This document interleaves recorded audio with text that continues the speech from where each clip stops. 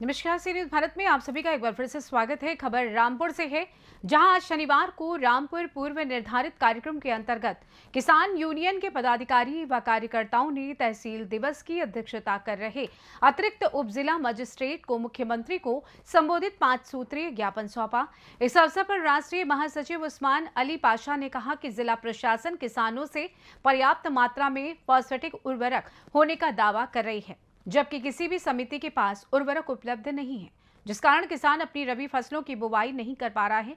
इतना ही नहीं, प्राइवेट उर्वरक विक्रेता खुलेआम किसानों का शोषण कर रहे हैं। ये लोग किसानों को फॉस्फेटिक उर्वरक 100 से 200 रुपए प्रति बोरा महंगा बेच रहे हैं और साथ में कोई ना कोई कम प्रचलित उत्पाद जिंक जाइम कृषि रसायन या घटिया दर्जे के बीज जबरदस्ती दे रहे हैं। वहीं उन्होंने जांच कर कार्रवाई की मांग की है।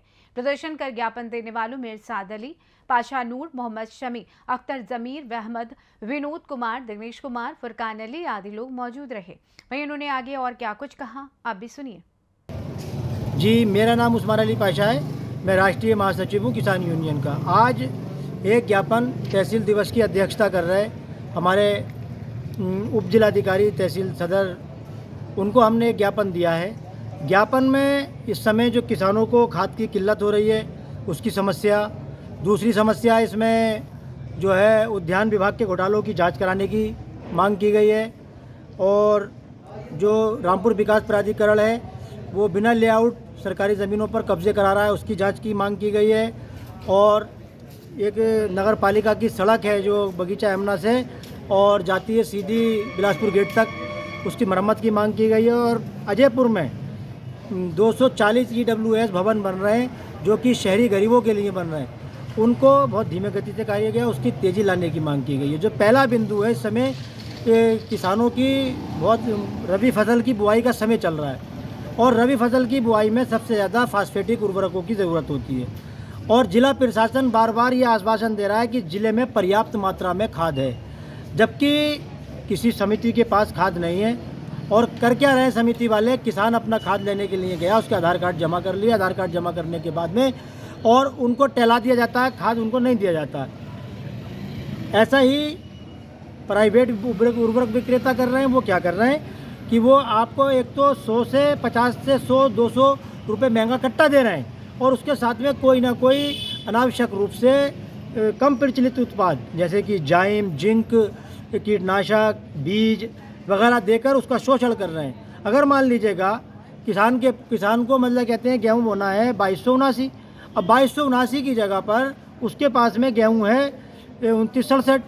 अब वो जब किसान उसके पास में NPK का कट्टा लेने के लिए गया तो उसने कहा कि भाई साहब आपको बीज भी हमारे पास से लेना होगा। अब वो बीज जब उसके पास लेने के लिए गया तो उसने मतलब कहते हैं मजबूरी में उल्टे सीधी चीज़ें सब चल रही हैं।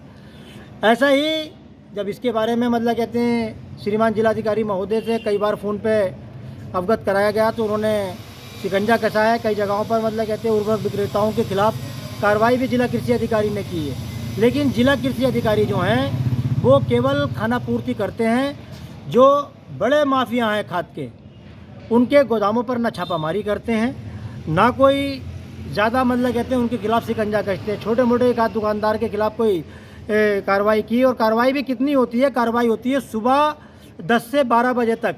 12 बजे के बाद में शाम 5 बजे तक जो भी कार्रवाइयाँ होती हैं, 5 बजे के बाद में वहाँ पर लेन देन होकर सारी कार्रवाइयाँ समाप्त हो जाती हैं और जिसने लेन देन नहीं किया तो उसके खिलाफ मुकदमा दर्ज कर दिया जाता है और वो मुकदमा भी चंद दिन चलता है क्योंकि उसकी पैरवी नहीं की जाती।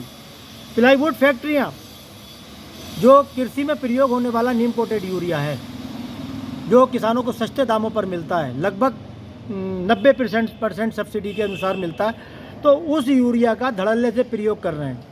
हमने जिला कृषि अधिकारी को पहले कई बार ज्ञापन दिए, उन्होंने जांच की तो कई फैक्ट्रियां पकड़ी गईं, लेकिन जिला कृषि अधिकारी ने उन फैक्ट्री मालिकों के खिलाफ कार्रवाई करने के स्थान पर जो सप्लायर कंपनी थी उसके खिलाफ मुकदमा दर्ज किया। तो इससे ये बिल्कुल साफ होता है कि जिला कृषि अधिकारी जो हैं पूरी तरह से अपने भ्रष्टाचारी नीतियाँ अपना रहे हैं और जिससे किसानों का शोषण लगातार हो रहा है। दूसरी समस्या उद्यान विभाग की है। उद्यान विभाग जो है पूरी तरह से जो उद्यान विभाग में साल में करोड़ों रुपए का बजट किसानों के लिए आता है, जो किसानों को लाभ हो, हाईटेक नर्सरियाँ बनाई गई हैं बिसौर वाला और किला नर्सरी में, जिसमें किसानों को अच्छे पौधों का उत्पादन करके उनको बेचा जाएगा। लेकिन यहाँ के निरीक्षक जो इंचार्ज हैं नर्सरी, कोई कार्रवाई नहीं कर रहे हैं। एक स्वार में इंचार्ज थे कोई, उन्होंने लगभग 7 लाख रुपए के पौधे किसानों को देने के स्थान पर उन पौधों को औने पौने दामों में या महंगे दामों में बेच दिया प्राइवेट नर्सरी मालिकों को।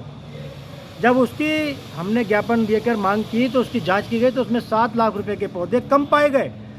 और अब उसके जो जिला उद्यान अधिकारी हैं उसकी जांच कर रहे हैं। जांच क्या कर रहे हैं, केवल इस चक्कर में लगे हुए हैं कि किसी तरकीब से इस मामले को खानापूर्ति कर दी जाए।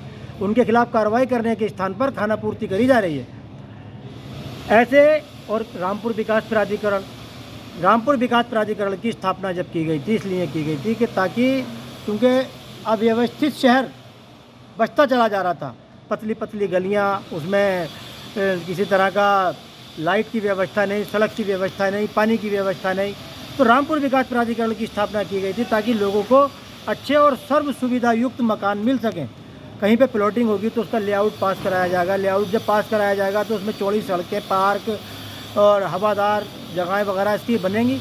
लेकिन जब से रामपुर विकास प्राधिकरण की स्थापना हुई है, एक कॉलोनी उन्होंने विकसित नहीं की।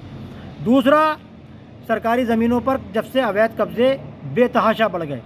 पहले आपने देखा होगा पहाड़ी, जब नेशनल हाईवे से आप आगे तक देखते थे पूरा जंगल खाली पड़ा था, क्योंकि सरकारी ज़मीन थी। उस पर मतलब कहते कोई मकान वगैरह बन नहीं सकता था, नगर पालिका के क्षेत्र में आता था, नगर पालिका कार्रवाई करती थी। लेकिन जब से रामपुर विकास प्राधिकरण बना है तो रामपुर विकास प्राधिकरण के बनने की वजह से जो ध्वस्तीकरण का है, रोकने का काम जो है वो रामपुर विकास प्राधिकरण का हो गया, नगर पालिका का ख़त्म हो गया। तो इसकी वजह से लगातार कब्जे हो रहे हैं। निखत होटल के पास में लगभग करोड़ों रुपए की ज़मीन पर हमने शिकायत की यहाँ पर तैनात जेई साहब से, और जो वहाँ पर तैनात हैं एई, उनसे भी शिकायत की, फ़ोन पर लिखित में भी शिकायत की, लेकिन उसको फर्जीवाड़ा कर दिया गया। और लगातार जब बन रहा था, जब से शिकायत कर रहे थे, लगभग 2-2.5 महीने में वो बनकर तैयार हुआ है। इस दौरान रोज़ाना शिकायत करने के बावजूद भी कोई कार्रवाई उन्होंने नहीं की। आप और रामपुर विकास प्राधिकरण का ही दूसरा मामला ये है कि रामपुर में लगभग अब से 7 वर्ष पहले प्रधानमंत्री EWS भवन का निर्माण शुरू हुआ था ग्राम अजयपुर में 240, ताकि लोगों को, जो शहरी गरीब लोग हैं जिनके पास अपने मकान नहीं हैं, उनको मकान मिल सकें। रामपुर से सी न्यूज़ संवाददाता तालिब की रिपोर्ट। फिलहाल इस खास रिपोर्ट में बस इतना ही। देश दुनिया की तमाम बड़ी खबरों को जानने के लिए जुड़े रहिए सी न्यूज़ भारत के साथ। हर खबर आपके साथ, आपके हाथ।